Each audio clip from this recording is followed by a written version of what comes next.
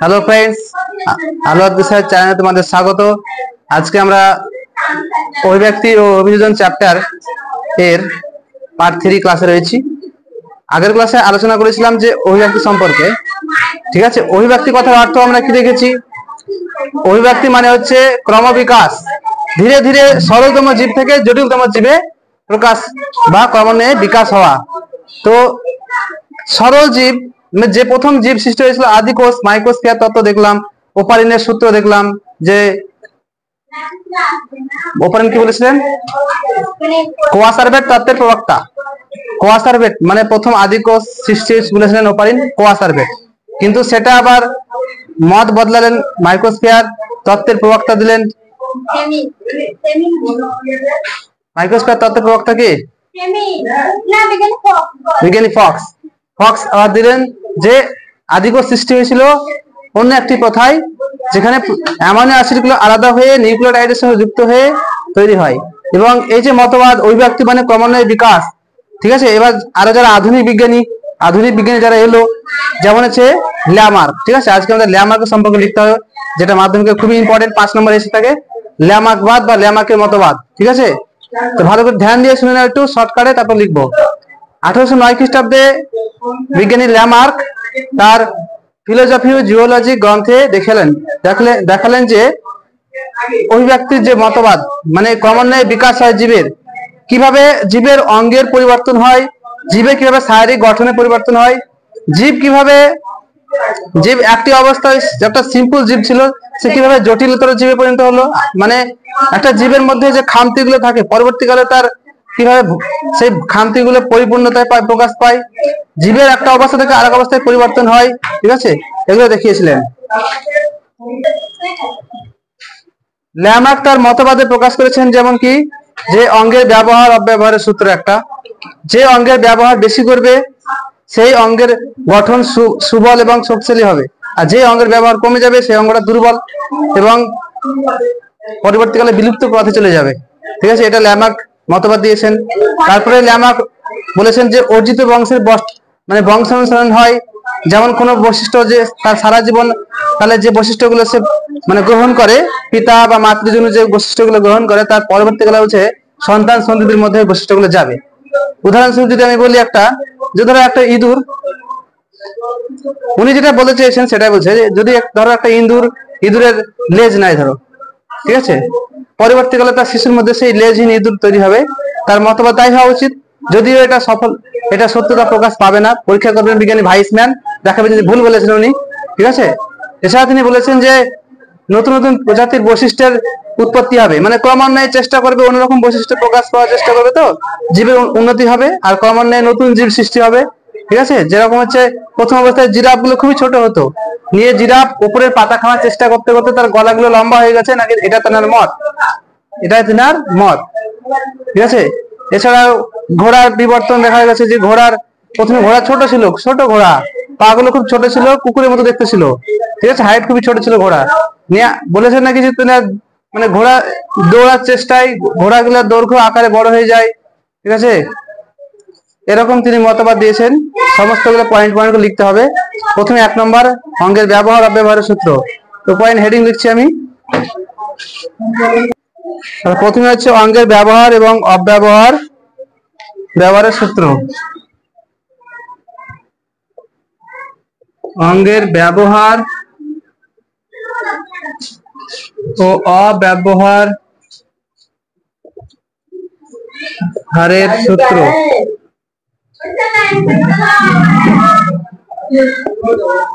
দেখো, পরিবেশের সঙ্গে খাপ খাইয়ে মেনে চলার সাপেক্ষে জীবের কি হয়, কোন কোন অঙ্গের ব্যবহার বেশি হয়, কোন অঙ্গের কম হয়। তো যে অঙ্গের ব্যবহার বেশি হবে সেটা বেশি শক্তিশালী হবে, এবং যে অঙ্গের ব্যবহার কম হবে সেটা দুর্বলতা প্রকাশ পাবে, এটা বলেছিলেন। ঠিক আছে, লিখো বা বিলুপ্ত হয়ে যায়। পরিবেশের সঙ্গে খাপ খাইয়ে মেনে চলার সাপেক্ষে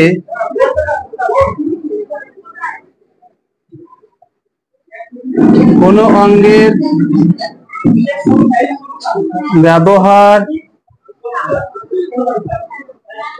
বেশি হয়, আবার কোনো অঙ্গের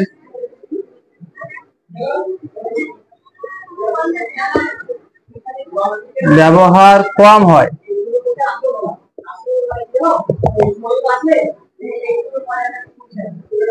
যে অঙ্গের ব্যবহার বেশি হবে, তাই এর সিম্পল একটু মুখস্থ টাইপ করে গেলে ভুলে যাবা, একটু বুঝে নিতে হবে যে কি বলতে চাইছে। ঠিক আছে, সিম্পল ব্যাপার। যে অঙ্গের ব্যবহার বেশি হবে সেটি সবল ও শক্তিশালী হবে।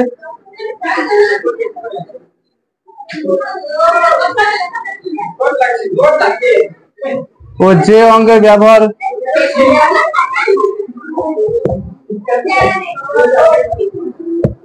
কম হবে সেটি অঙ্গের ব্যবহার কম হয়। ঠিক আছে, অঙ্গের ব্যবহার বেশি হয়।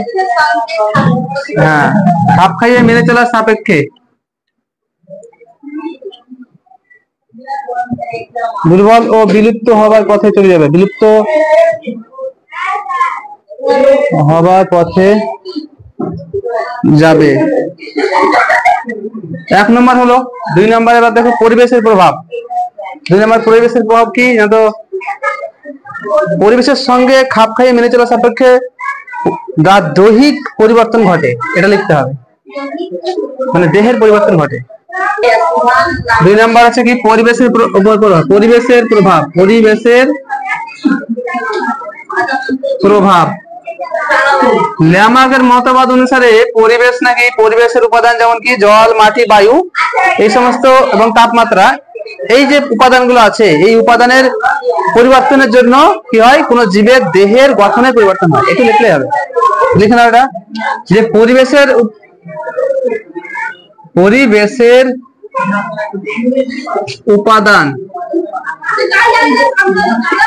কি কি? জল, বায়ু, মাটি, তাপমাত্রা পরিবর্তন জনিত কারণে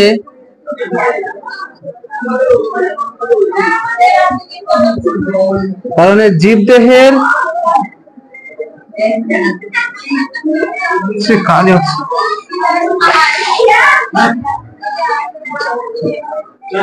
দৈহিক পরিবর্তন ঘটে।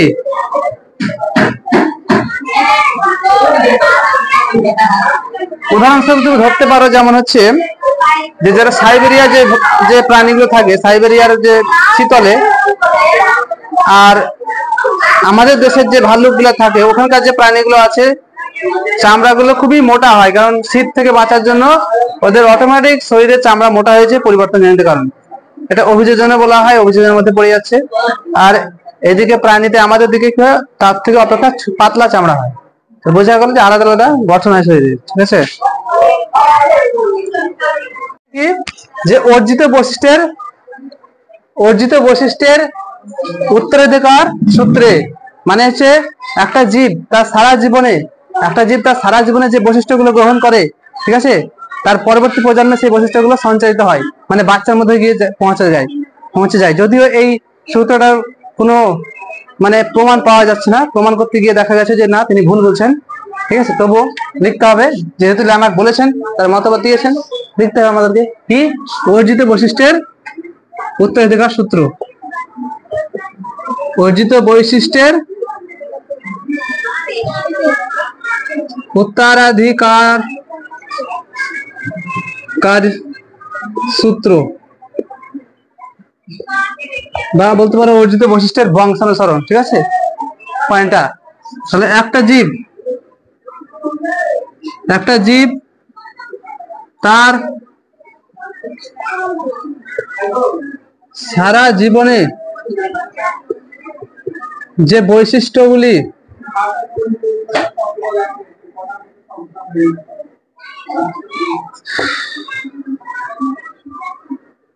অর্জন করে তার কিছু অংশ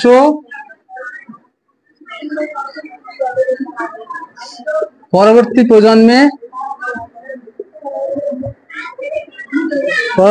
প্রজন্মে সঞ্চারিত হয়, এই কথা তিনি বলেছিলেন। ঠিক আছে, এবং এটা মিথ্যা প্রমাণিত হয়েছে। যদিও দেখতে হবে যে ইঁদুরকে নিয়ে পরীক্ষা করা হয়, ইঁদুরের একটা লেজ প্রায় 30 বার কেটে কেটে বিজ্ঞানী ভাইস পরীক্ষা করলেন। ঠিক আছে, কেমন করে দেখো, একটা ইঁদুর তার সঙ্গে আর একটা ইঁদুরের মিলন ঘটানো হলো, দুজনের লেজ কেটে দেওয়া হলো। তাদের যে বাচ্চা দেখা হলো তার মধ্যে লেজ এসছে, সেই বাচ্চা বড় করা হলো, লেজ কেটে দেওয়া হলো, তাদের মধ্যে আবার একটা অন্য ইঁদুরের সঙ্গে মিলন ঘটানো হলো, দেখা গেলো তারও বাচ্চা ইঁদুর আসছে। আবার 30 বার প্রজন্ম দেখা গেল যে তবুও সেই বাচ্চা ইঁদুরের লেজ আসছে।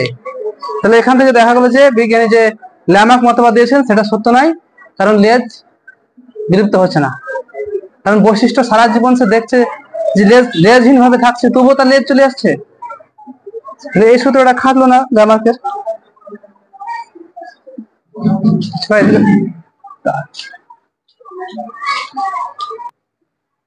দেখো এখানে অর্জন করে হবে, ঠিক আছে, অর্জন করে তার কিছু অংশ পরবর্তী প্রজন্মে সঞ্চারিত হয়। নেক্সট পয়েন্ট কি হবে, যে অর্জিত বৈশিষ্ট্যের ফলে নতুন জীবের উৎপত্তি হয়, সেটা লিখতে হবে। এবার হচ্ছে নতুন প্রজাতির উৎপত্তি। নতুন প্রজাতির উৎপত্তি কিভাবে হয়, একটা জীব থেকে আবার যখন একটা জীব সৃষ্টি হচ্ছে তখন কি হচ্ছে, বংশানুসরণ হচ্ছে, বৈশিষ্ট্যের বংশানুসরণ হচ্ছে, মানে একটি প্রজাতির জীবের যে বৈশিষ্ট্য পরের প্রজাতির মধ্যে একটা নতুন বৈশিষ্ট্য যাচ্ছে, এবার পরের প্রজাতি থেকে যখন আর একটা প্রজাতির সৃষ্টি হবে তখন আর একটা নতুন বৈশিষ্ট্য যাবে। এইভাবে কি হবে, এক জীব থেকে আর এক জীবের কি হবে, নতুনত্ব প্রকাশ পাবে এবং জীব থেকে তার গঠনের পরিবর্তন দেখা দেবে, আলাদা হয়ে গেছে, মানে একদম বিচ্ছিন্ন হয়ে গেছে, একটা নতুন জীব সৃষ্টি হবে। এই প্রক্রিয়াটাই হচ্ছে নতুন প্রজাতির উৎপত্তি। লিখো যে নতুন প্রজাতির উৎপত্তি।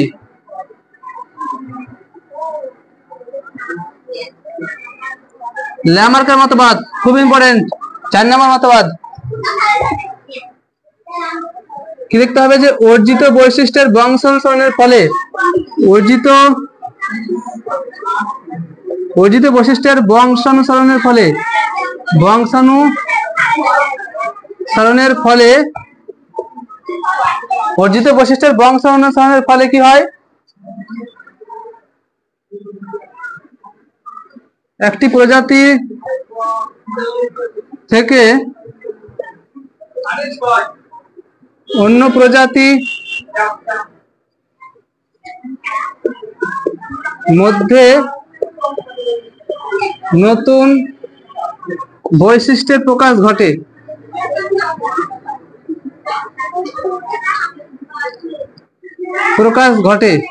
এভাবে কয়েকটি প্রজন্মের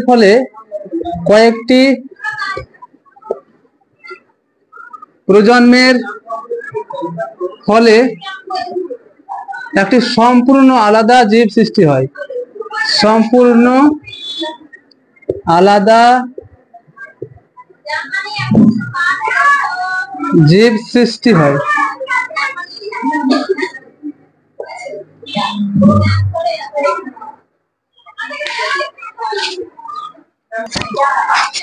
তো আজকে এখান থেকে ল্যামার্কের মতবাদ অবধি থাকলো, ঠিক আছে।